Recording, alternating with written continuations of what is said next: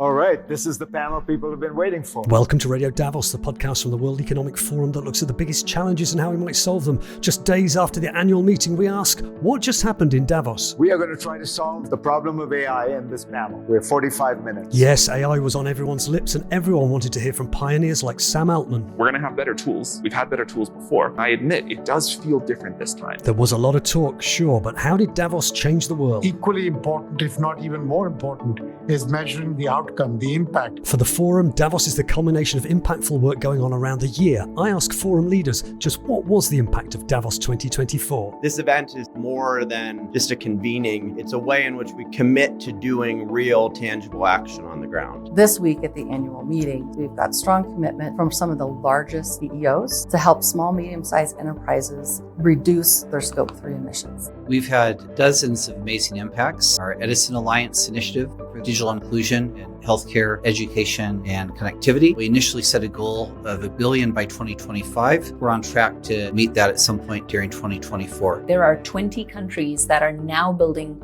lifelong learning systems, and that's really going to be the lasting legacy of this work. Subscribe to Radio Davos wherever you get your podcasts or visit wef.ch/podcasts, where you'll also find our sister programs, Meet the Leader and Agenda Dialogues. I'm Robin Pomeroy at the World Economic Forum, and with this look at the impacts of Davos 2024, once you are empowered to take action, there's no stopping you. This is Radio Davos.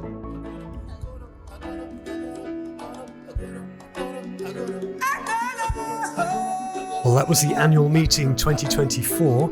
It started with an opening concert featuring Angelique Kidjo and ended after countless discussions between some of the world's best minds and most influential figures on the biggest issues we face: the economy, jobs, inequality, war, climate change, health, technology, the list goes on.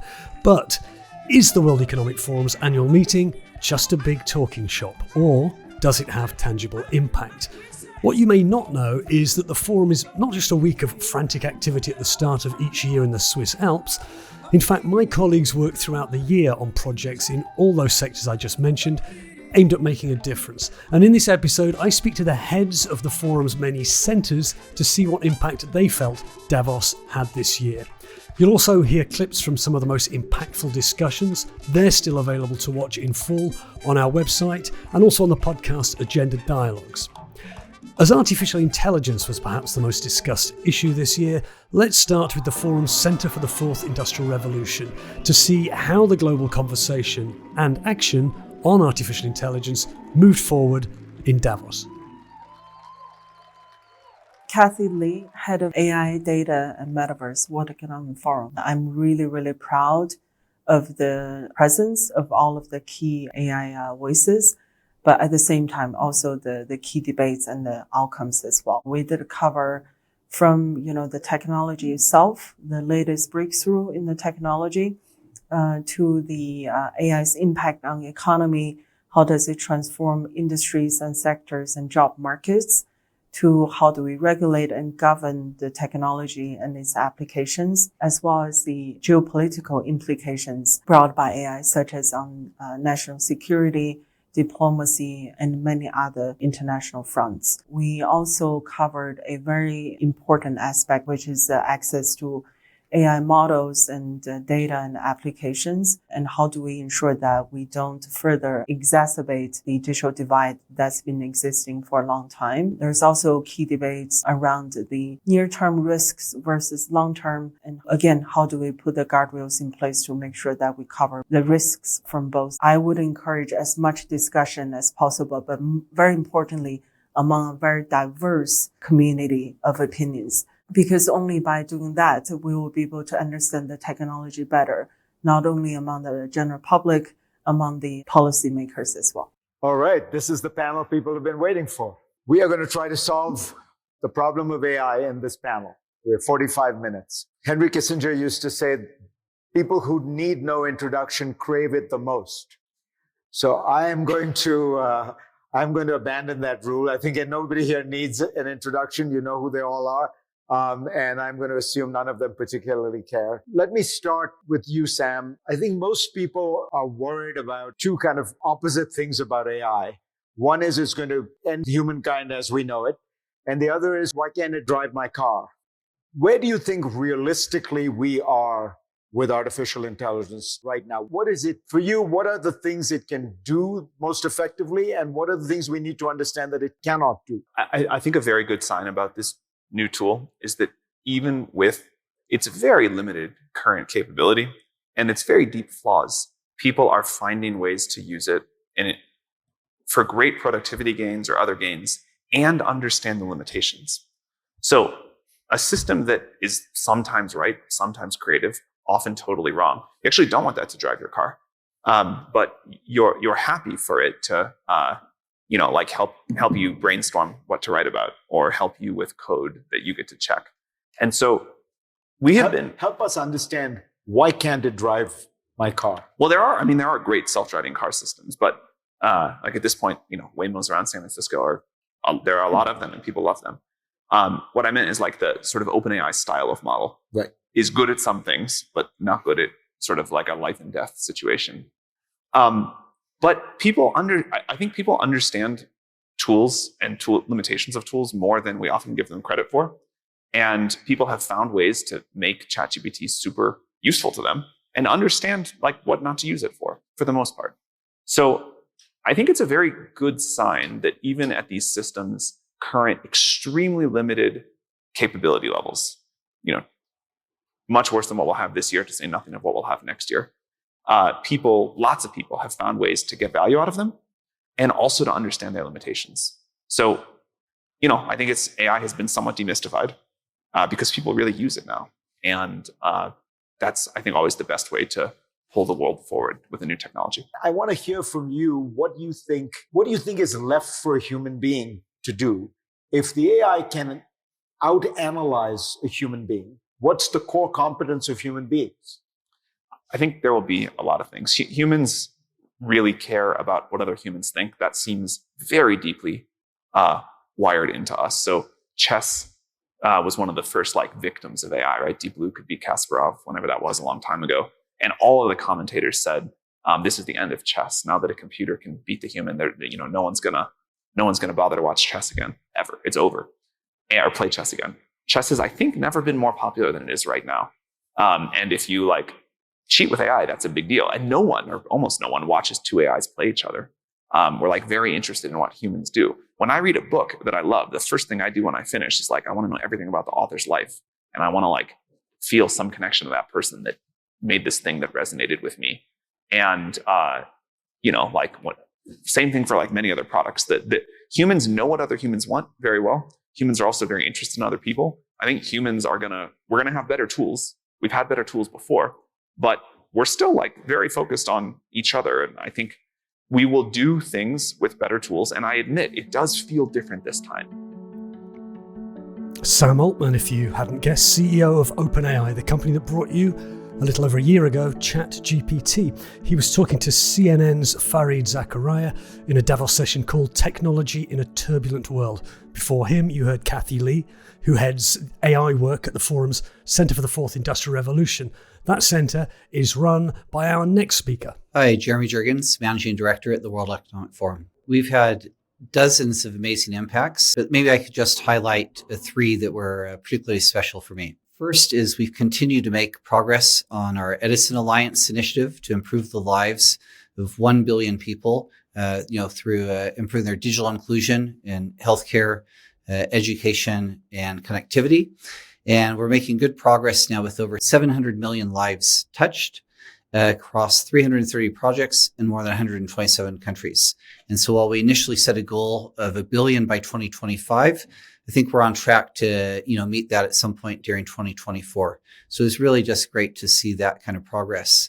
Also in the digital space, we had the opportunity to welcome new members into our network of Fourth Industrial Revolution centers, making agreements with the government of Germany, where we'll work together on GovTech, with Vietnam, where we'll be working on AI in manufacturing, and as well with Qatar, where we'll also be looking at how to extend the benefits of the Fourth Industrial Revolution to citizens in each of those countries and sharing and exchanging best practices. And maybe the third area, which is more on the launch stage of something new, we've put together an initiative on women's health. And, studies show that by 2050, we could have $1 trillion impact on the economy, 1.7% improvement in global GDP if we just did some basic measures to improve quality of healthcare for women. And so we'll be kicking that off and looking forward to making progress on this initiative during the course of the year and reporting back in the years to come. We'll be hearing a bit more about that in a moment. On the Edison Alliance that Jeremy Jurgens just mentioned, you can read an impact report published during Davos on the work, which is finding ways to close the so-called digital divide and bring the benefits of technology to more people around the world. The forum's Centre for Nature and Climate has a huge challenge, finding ways to bring together businesses and governments to seek solutions to the climate and biodiversity crises. They had a busy week. Here is the Centre's Jack Hurd. My name is Jack Hurd. I am co-head of the Nature Pillar within the Center for Nature and Climate here at the Forum. One of the things that's been going on this week is the continuation of a whole number of conversations going back last month to the climate conference in Dubai. And the thing that's been most powerful is the discussion of money, the financing for things that need to be done under nature and climate. And I'll just give a couple of examples of how this has come through over the last little bit of time. The other day, we had a plenary session for the Center for Nature and Climate, and it involved Ajay Banga, who's the president of the World Bank, and Kristalina Georgieva, who's the managing director of the International Monetary Fund. You had these two big global organizations talking specifically about how they need to change and alter their strategies to start driving resources to a low-emission future, the conservation and protection of nature, and adaptation to climate change. That's a really important thing because that doesn't often happen. So let's hear from World Bank Chief Ajay Banga then. Here he is in conversation with Forum founder and executive chairman Klaus Schwab, saying that the bank is paying ever more attention to the challenge of climate change.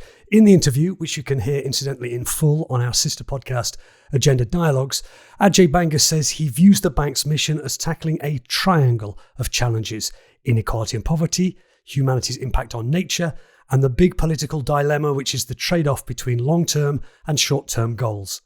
One of the challenges in the World Bank is that we have been focused over the years, for good reason, on input, as in projects and lending and dollars applied.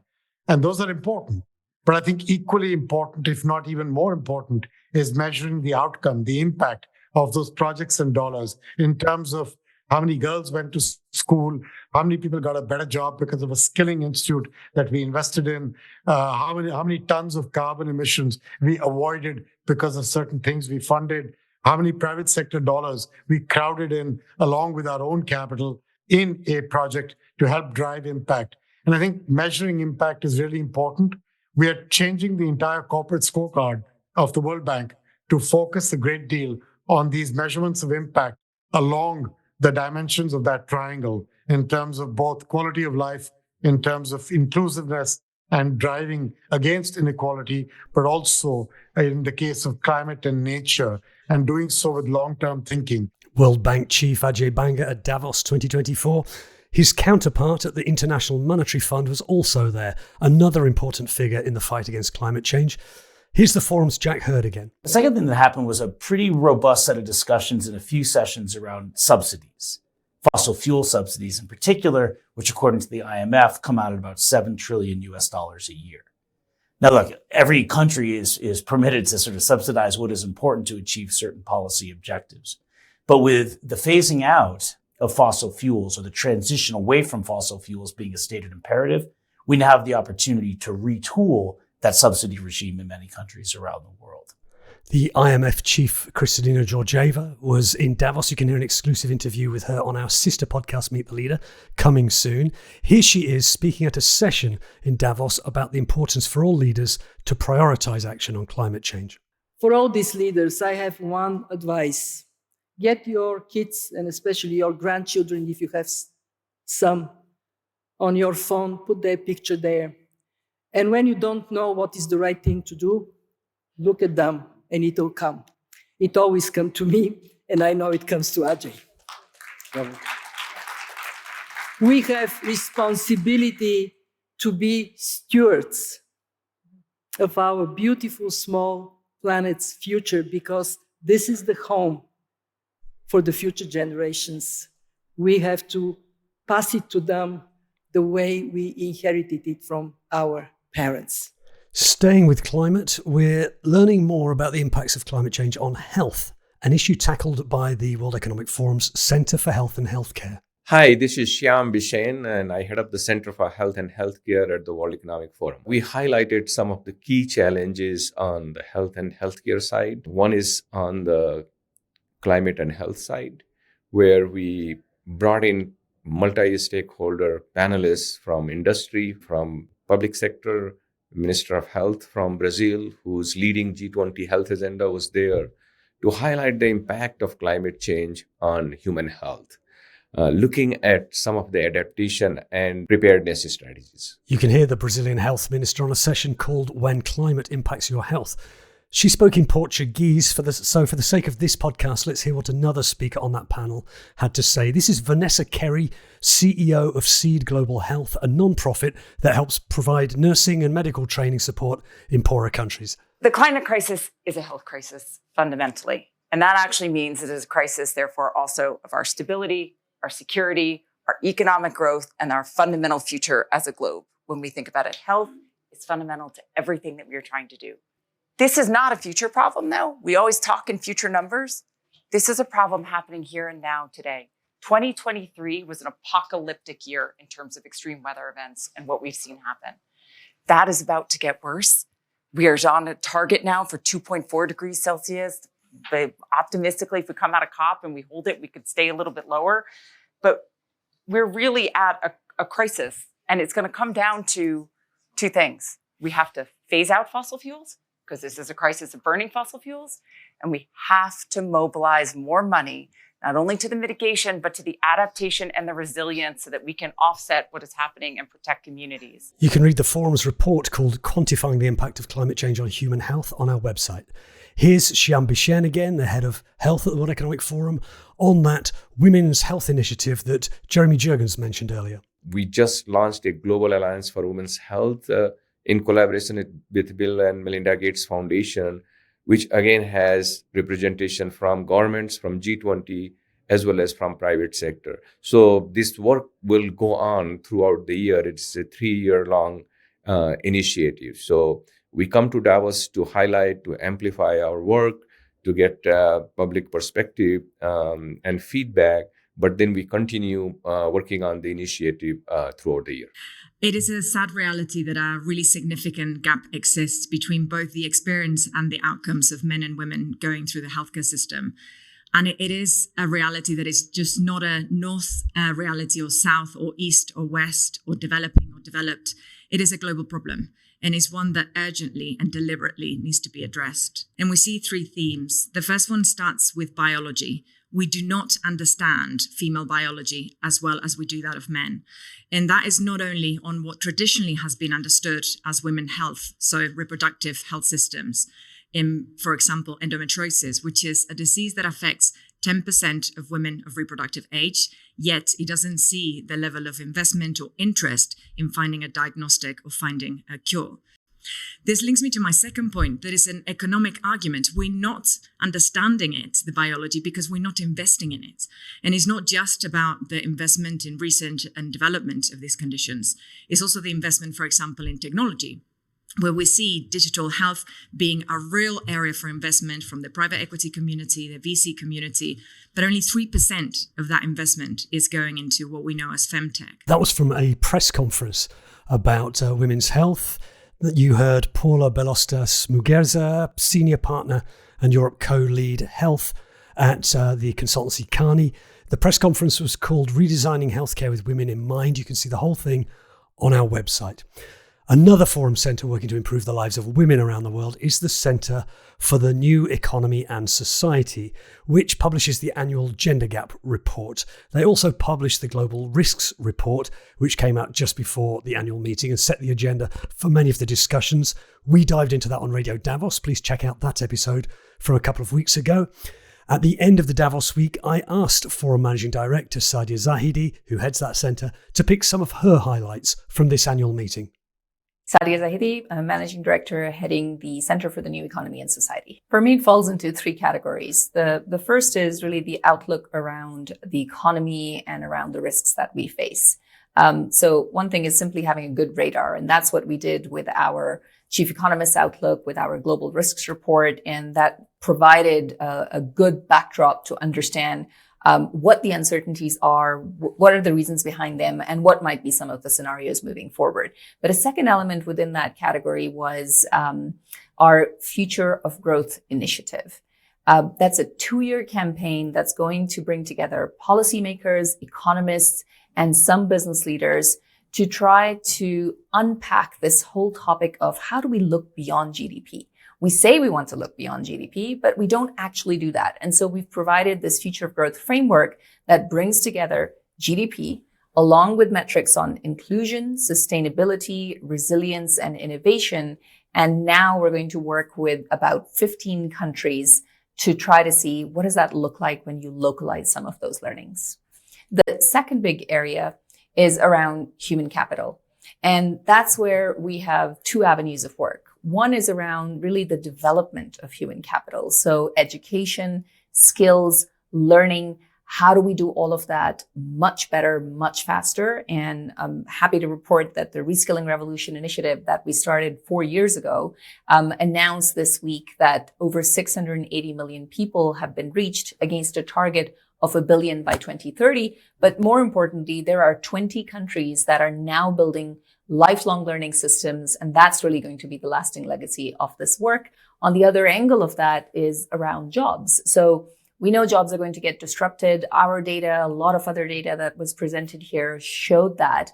But there's an opportunity for both automation as well as augmentation. And so how do we actually create the right incentives for augmentation and for augmentation to be done well, especially in an age of AI? There's a lot to unpack there. So this is not only about protecting certain jobs. This is about trying to figure out how do we get people to work alongside technology in very different ways than they have in the past. And that can only be good for all of us because it's going to improve our productivity and perhaps make all of us a lot richer in terms of the leisure time that we have. Yes, it's AI again. So let's hear from a session that Sadia hosted at the annual meeting. It was called Thinking Through Augmentation. This is Christy Hoffman, General Secretary of the UNI Global Union, which represents more than 20 million workers in the services sectors in 150 countries. So I represent workers across service industries, including ranging from professional athletes on one side to, caregivers and cleaners on the other, but also including finance, IT, and call centers. Everybody's afraid. What does this mean for me? The reality is some sectors are going to be way more heavily, as you pointed out, call centers. That's the big one where there's already been LLMs in use for a few years. So we have some data to look at. So I think, and then on the other side, on the media industry, we've seen 2 strikes this year over like getting the right to negotiate guardrails around the use of their images and their writing. So I think in the creatives, there's a lot of fear, and they're taking steps to address that through bargaining. But in the other industries, I think there's a mix of this could be great. Some of the evidence coming out of call centers, for example, is, this makes our job easier and better. On the other hand, we need the opportunity to sit down and negotiate with the employer to make sure it's fairly implemented, to make sure we get our fair benefit from it. Not all the gains flow to the business, that, it's fair and that some of the risks are mitigated, including job security. I would say if 2-year, 10-year horizon, or, I think it will be more gradual than what people are, fearing right now. And that, we've seen some of these big transitions in for bank workers, for example, where many jobs have been eliminated over decades. And it's been done in a way, at least where there are unions, which is respectful of, managing through attrition and early retirement and so on. So I don't think it necessarily means a huge displacement, just an adjustment. Just an adjustment. Well, it could be a big adjustment for some of us. Read more on this issue in the forum's annual Future of Jobs report. The last one came out last May, but it's a great one to look out for. That's produced by the Center for the New Economy and Society, which is headed by Sadia. Here she is again. Now, the third big area is around equity, and that's where we had a couple of different tracks. So a big focus on gender equality. We launched this week the Gender Parity Sprint. Now, every year we say that it's going to take 100 plus years to get to gender equality through some of our data. And we said, well, how do we actually skip ahead? How do we get there in 6 years? How do we get to 50-50 by 2030? That's what this big effort is around, the Gender Parity Sprint. A second big area is around the equitable transition. So we know, much like the digital transition, the green transition and all of the focus on sustainability will disrupt jobs across various sectors. It's going to create wholly new ones, and the outlook is net positive, but it's also going to lead to a decline in certain types of jobs. And some of those people will need a serious concerted effort to get that reskilling and upskilling done. But also it will have an impact on the affordability of services in the short term. And so if we take the consumer into account, if we take entrepreneurs into account, if we take employees into account, across all of the key sectors that will be going through a green transition, how do we get that done? And we launched the Equitable Transition Alliance here this week. And that's exactly what that group is going to focus on. Find out more about the Gender Parity Sprint and the Equitable Transition Alliance on our website. Let's hear something more on gender parity from a Davos session, one called The World in Numbers, Gender Parity. This is former Spanish Foreign Minister Arantxa González. No, we are not making this world more equal. We're moving in the direction of making it more unequal. So we've got a problem. We should not make this an issue of women against men or men against women, because this is not how we will be able to advance. We've got to be very clear that it's men and women advancing together, that it's not a zero-sum game, that we will be making the business more profitable, that we will make the administration more solid, that we will make the government more responsive. It's an endeavor of men and women working together, but with better parity.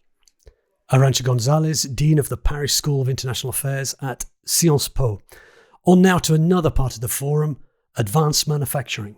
Kiva Allgood, and I am the head of advanced manufacturing and supply chain for the World Economic Forum. This week, we had a lot of really good discussions around net zero and specifically scope 3. So for those that don't know what scope 3 means, it's basically everything in your supply chain upstream and down. So it's how consumers use your products, so recycling things, and it's also how your suppliers manufacture your components. And the reason why that's important is because that's the biggest driver of greenhouse gases. It's also one of the most complex spaces to really attack. And this week at the annual meeting, super excited because we've got strong commitment from some of the largest CEOs to really go after and partner to help small, medium-sized enterprises reduce their scope 3 emissions. Let's hear from one company working in an emissions-intensive industry, cement. Holcim is certainly not a small or medium-sized company, but as one of the world's biggest cement makers, it is working on decarbonisation and recycling. Our whole adventure started in Zurich, actually, because the public authorities made it mandatory to recycle at least 20% of materials in all of their public works. So our research teams had to figure out, okay, how do I put 20% recycled content in, our cement and concrete? And that's what gave us the platform to get going on this. And we produced the world's very first cement that was 4 years ago with 20% recycled construction demolition materials inside. And we realized that by doing this, actually, we're taking the concrete at its end of life. And if we process it and crush it down to its most finest level, we can actually recuperate the cement paste. And it becomes a decarbonized raw material in the formulation of new cement. So today, we can basically take we recuperate the cement paste to actually reduce 40% of the footprint of new cement. That's a pretty significant breakthrough. So by doing this, we can literally take old buildings and reduce the footprint of the next generation of buildings by basically having this closed loop system. But what we can to scale this up, our vision is in every single metropolitan area where we operate, we want to make circular construction happen. Noleg Forrest, Chief Sustainability Officer of cement maker Holcim, speaking at a session called The Right Stuff, a New Relationship with Materials. Also on that session was Jeff Merritt, head of the Forum's Centre for Urban Transformation, which works to improve cities and the lives of people who live in them.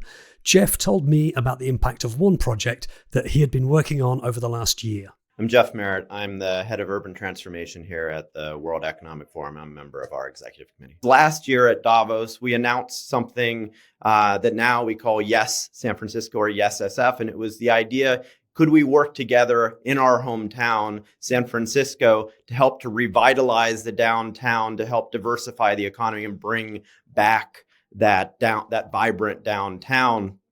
And it's pretty remarkable in some ways that we're here 1 year later after just an idea. And not only can we say that, we have worked closely with the mayor's office, the Chamber of Commerce, and brought startups that are now setting up in downtown San Francisco, deploying state-of-the-art sustainability solutions in the city. But now also our partners are doubling down on that commitment, and we're going to be taking that model and seeing how we can replicate that in cities around the world. And so this event is in so many ways more than just a convening. It's a way in which we come together. It's a way in which we commit to doing real, tangible action on the ground. Another part of the forum working to impact people's lives for the better is the Centre for Financial and Monetary Systems.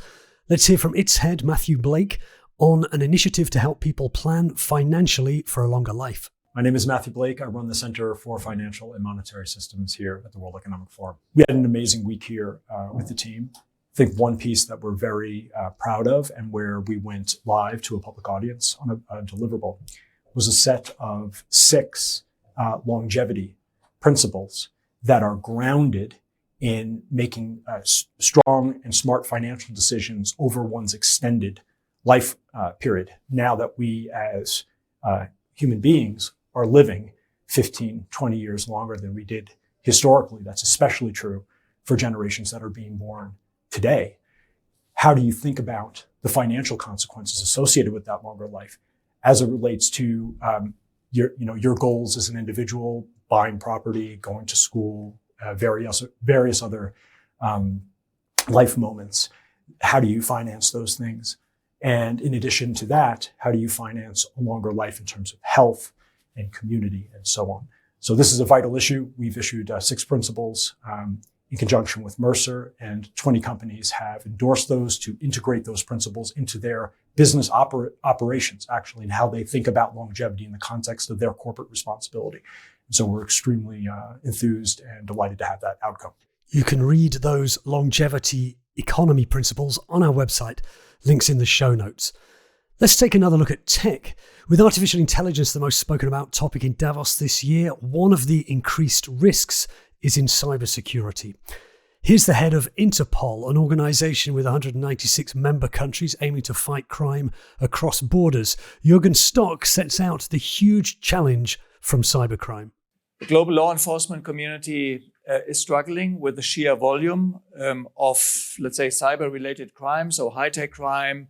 Perhaps we know 8 or something between 8 and 30% of all the cases are being reported to the police. All the rest is not reported to the police, so we only see the peak of the iceberg. I mean, cyber criminals are organized in a very different way that I learned when I was a young police officer. We're dealing with a typical, let's say, traditional kind of mafia-style crime. So people knowing each other, so same geographical relation and so on and so on. So that was the principle. Now, the key word today, we all know that, cybercrime as a service. So the criminals are organizing themselves based on expertise and through the underground economy. They only know their nicknames. They get a certain rating. So at AAA, perhaps, if they are providing reliable services. So this is the dynamic way in which they organize themselves. And you do not any longer need to be an expert. So even perhaps I, as a non-tech person and a lawyer, I could conduct a denial of service attack because the tools are available for little money in the underground economy. And AI as a service for criminals is already there. So we all know these kind of deep fakes, these phishing mails, more sophisticated business email compromise. And we have seen now the first cases of a kind of deep kidnapping where voices have been cloned and a family thought, oh, our daughter has been taken hostage, but it was a cloned voice at the end of the day. So that gives us an understanding what is coming up. So AI drives also scale, sophistication, and speed in terms of online crime. And the criminals are already there, and we are running behind. And that is not a good position, not only for law enforcement, but for our communities, and particularly the most vulnerable in our communities who might not have the resources to protect their own systems. Jürgen Stock, the head of Interpol, speaking at a session in Davos called How Can Cyber Defenders Win? Find that on our website. So what can the World Economic Forum do in this area? Here's our head of cybersecurity.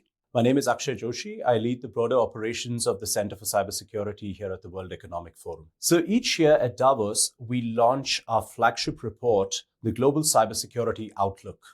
This year's Outlook put the spotlight on cyber inequity. Now, cyber inequity, simply put, is the growing gap between organizations that are cyber resilient and those that are not. This is further exacerbated by the growing talent gap in cybersecurity, which is estimated at nearly 4 million cybersecurity professionals globally. The World Economic Forum's Bridging the Cyber Skills Gap initiative will launch a strategic cybersecurity talent framework this year, which will aim to help individuals enter and thrive in the cybersecurity workforce. So, all of 2023, we've been reading about AI, but in Davos, coming together, meeting with some of the world's biggest names in AI and really having discussions about the infinite possibilities that AI has to offer, but at the same time, the importance of responsible approaches towards deployment was very enlightening indeed. As the Center for Cybersecurity, we will be working together with the AI Governance Alliance to uncover some of the key issues associated with cybersecurity as applied in the AI realm. Akshay Joshi on the impacts the forum is having in the fight against cybercrime. From the threats posed by tech, now back to the opportunities, in this case for global trade. Here's the forum's head of trade looking ahead to impacts he expects this year. I'm Sean Doherty. I'm head of trade and investment at the World Economic Forum. I think the biggest shift has been a recognition that technology is really essential to making trade faster, cleaner, cheaper, and more accessible. One of the big things coming out of Davos is that next month, the World Trade Organization will hold their 13th ministerial conference. We'll be holding a big trade tech event alongside that, which is really focused on incubating new technology, accelerating new technology, and helping it be deployed to really make trade work better for everyone. So it's really a broad range of things, from vehicle technology through to trade finance, through the management of information in the supply chain, really helping all the different parts of the trade chain work better together across multiple countries, multiple sectors. I think my Davos moment this year was chairing a meeting of 20 executives talking about how their companies are responding to geopolitics very practically. And it was really a Davos moment because nowhere else, I think, would you have executives from so many different sectors and so many different parts of the world really frankly sharing the difficulties they face and how they're trying to overcome those difficulties and really look for opportunity in responding to the geopolitical changes. The head of the World Trade Organization spoke at a Davos session called No Recovery Without Trade and Investment. It's a great session that addresses economic nationalism, the diversification of supply chains, so-called friendshoring, and more. Here's the head of the WTO, Ngozi Okonjo-Iweala. We need to think of globalization not in the way it was done before, but differently. And we need to make sure that those who did not benefit during the first round benefit this time. The reason globalization got a bad name is some poor people in rich countries were left out, and poor countries or developing countries were at the margin. We don't want to repeat in the new paradigm the same story where in diversifying supply chains and rejigging the way we do business and building resilience, we leave out a set of countries at the margin. So I must speak up for developing countries. We have to, fortunately, we have a paradigm at the WTO that will help us do this. We believe very strongly that we can both diversify supply chains and build resilience. We can diversify our supply chains, deconcentrate those sectors and geographies that are causing a problem by diversifying them also to developing countries, other parts of the world that have the right business environment. And we're calling this re-globalization. So you can, yes, inevitably you can reshore some, nearshore some, but please let us also diversify some supply chains, build them in developing countries, help to create jobs. Energy now, a topic that impacts so many of the other things we've discussed in this episode, the economy, trade, the climate. Here's the head of energy at the forum with his take on the week.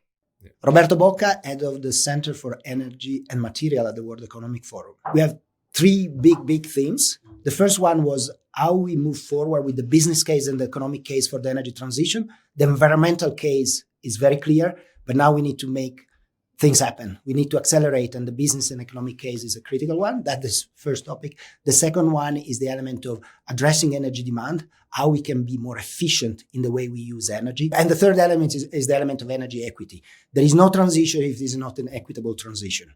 And so we really had a lot of conversation between the so-called global south and global north to make sure there is not such a division, but we are really focusing on a transition that is for everyone. We have announced here in Davos 3 additional industrial clusters, one in China, one in Europe, and one in the US, that are going forward with concrete action to decarbonize their cluster, their industrial zone, but also to maintain or create more jobs and to maintain or create more GDP growth. So this is now part of 20 clusters that we have been working with, and we are working with around the world, all the way from Australia to Japan to the US, China, Europe, really to try to tackle the energy transition where the energy is consumed. And these are the industrial zone where multiple companies are working together. Let's hear from the head of the International Energy Agency, Fatih Birol, looking ahead to the next climate COP, where he hopes there will be a bigger investment in green energy in developing markets. When we look at the last 5 years, clean energy investment increased from $1 trillion to $1.8 trillion, big increase, whereas the fossil fuel investments remain the same. But the problem is all of this increase came from the advanced economies and China. What about the rest?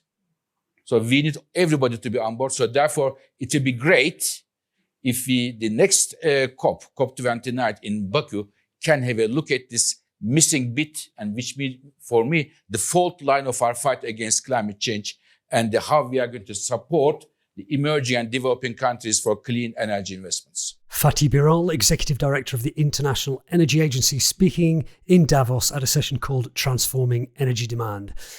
Let's hear now about impact from the forum's 3 communities: young global leaders, global shapers, and the Schwab Foundation for Social Entrepreneurship. They're all overseen by Francois Bonici. Francois Bonici, I'm head of foundations here at the World Economic Forum. The foundations are 3 special communities created intentionally to bring perspectives, voices from young people and social change makers from around the world into the conversations, into the initiatives, and into the magic of the annual meeting. The Global Shapers are an amazing community of 10,000 young people in 500 cities in 150 countries in the world. Having that representation, having those voices spread throughout the annual meeting is in itself a highlight and special moment. But for them this year, they're meeting with Al Gore right now as we speak. They're giving their perspectives on issues that are very important to them around climate, around inclusion in the world. This year, the Young Global Leaders community celebrates 20 years at the annual meeting. It's an incredible community of young, dynamic leaders under the age of 40, young ministers, CEOs and entrepreneurs, civil society leaders and academics, people like Adam Grant, for example. These are incredible leaders who are facing some of the biggest challenges in the future, and we bring them together as a community to support each other, to navigate the bold decisions that need to be made over the next decade. 20 years of celebrating and looking 20 years ahead. The Schwab Foundation for Social Entrepreneurship is the World Economic Forum's oldest foundation, 26 years old this year, bringing the leading change makers from grassroots to for-profit social enterprises to the World Economic Forum. A social enterprise is an organization that puts people and planet before profit, but can run sustainably as well. For the first time, we released a global data set on the scale of social enterprise, as opposed to a set of individual nice-to-have examples. We know now that there are 10 million social enterprises in the world, creating 200 million jobs with annual revenues of 2 trillion. That's bigger than the apparel industry. This is no longer a marginal, interesting, nice-to-have set of projects, but actually a growing sector that can build a sustainable economy. This year, we've launched an innovation prize to scale up and provide support to 15 of the best projects. There are 2,500 each year from around the world. Each hub, each year, produces a project that is important to them at the local city level or a national level. These could be engaging policymakers around climate change in the country, or could be addressing a particular need, homelessness, diversity and inclusion, that is important to them in their cities. You can watch the 2024 Social Innovation Awards on our website. In addition to the work of the Forum's centres and communities, which, as we have seen, is something that happens all year round, the annual meeting is also an important meeting place for political leaders. We asked Forum Managing Director Mirek Dušek for his reflections on geopolitics in Davos. Mirek Dušek, I'm Managing Director at the World Economic Forum. It's a tradition that the Forum has, an important one, to provide a platform for dialogue on sometimes very tough geopolitical issues. Top of the agenda this week here was, of course, the tragic violence in the Middle East and the war in Gaza, and also Ukraine. So those would be the two things that I would mention. On Ukraine, we were very proud. It was a historic moment for the Forum. We had the meeting here of national security advisors on Ukraine's peace formula, over 80 of them here on Sunday. And of course, this is a very, very pivotal moment for Ukraine in terms of having the support of the international community, not only in terms of the war that they're fighting, but also in terms of reconstruction. And on the latter, we were also able to then convene here a special meeting of business leaders that are committed to helping Ukraine with reconstruction. On Gaza, it is an issue that is top of mind of the world. We were really glad that we could, again, in a way that we can here at the World Economic Forum, provide a platform for dialogue at a very sensitive time for all stakeholders. We had here leaders from the Arab world. We had here a leader that was nominated by the Palestinian president. We had here the Israeli president. And we had here other stakeholders, including Secretary Blinken and Jake Sullivan, the National Security Advisor, really addressing the issue of the ongoing war in Gaza, but also what is next, what needs to be done to get at some point to a better future for the region. Heads of state and government visiting Davos often give special addresses, which you can watch live or on catch up on our website. Let's hear a snatch from Volodymyr Zelensky, the president of Ukraine. In such beautiful country, in Switzerland, we have made a key political contribution to the possibility of ending the war. There was the most representative meeting of national security advisors regarding the implementation of the peace formula. More than 80 countries and international institutions were represented. Yesterday, I had very productive negotiation with the president of Switzerland and discussing the possibility of holding a summit at the leaders level in Switzerland. The first summit, the Global Peace Summit. Today, our teams have already begun work on organization such a summit, not the World War III, but the Global Peace Summit. As well as being an exhausting week with, as I hope we've shown here, lots of impact, the annual meeting is somewhere that produces what are known as Davos moments. These can be accidental meetings of or conversations between perhaps unlikely groups of people. Al Gore brushing shoulders with music legend Nile Rodgers, for example, or fashion designer Diane von Furstenberg passing judgment on your suit. I was trudging through the snow late one night during the week when I saw a familiar-looking woman of a certain age also contending with the snow and ice. Just a frail human like the rest of us. But Jane Goodall is a formidable figure, a tireless and inspirational campaigner for animal rights, the environment, and the humanity in all of us. Several of the people I asked about what were their Davos moments mentioned her. So let's leave the last word in this episode with Jane Goodall. Well, good morning, everybody here and everybody listening. And I grew up in a world that's different from any of those that you grew up in, because when I was a child, there was no television. It hadn't been invented. And I think young people today can't imagine a world like that. So I was born loving animals and loving nature. And I learned by being out in nature. We had a big garden, and from books. Those were the two things. We couldn't afford new books. This was during World War II. And so I used to haunt a second-hand bookshop. And one day I found this little book. I just had saved up enough pennies to buy it. And that was called Tarzan of the Apes. So, of course, I fell in love, as a 10-year-old child can, with this glorious Lord of the Jungle. And what did he do? He married the wrong Jane. So anyway, that's when I dreamed that I would go to Africa, live with wild animals, and write books about them. No dream of being a scientist. And everybody laughed at me. How will you do that? You don't have money. Africa's a dangerous place full of wild, fierce animals. And you're just a girl. Not my mother. She said, if you want to do something like this, you're going to have to work really hard, take advantage of every opportunity, and then, if you don't give up, hopefully you find a way. We share 98.6% of our DNA with chimps, and it was amazing to find in behavior how like us they are. And nobody else had studied them in the wild before, so wasn't I lucky to discover all the way they communicate the same as us, that they use and make tools. That was something only humans were thought capable of. Isn't it ridiculous that we're destroying the only home we have? And isn't it time now we're faced with the threat of climate change? And it's not a threat anymore, is it? It's reality. The changed weather patterns around the world. Last year, the hottest on record in human history. That's my biggest hope for the future.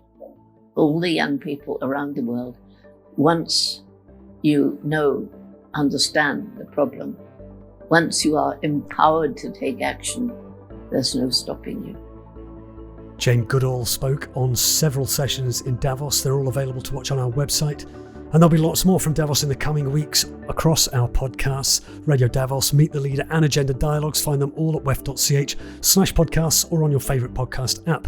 Thanks to everyone who helped me make this episode, including all those interviewees, and Gail Markovits, Linda Lucina, Juan Taron, Gareth Nolan and Taz Kelleher. This episode of Radio Davos was written and presented by me, Robin Pomeroy. We'll be back next week, but for now, thanks to you for listening and goodbye.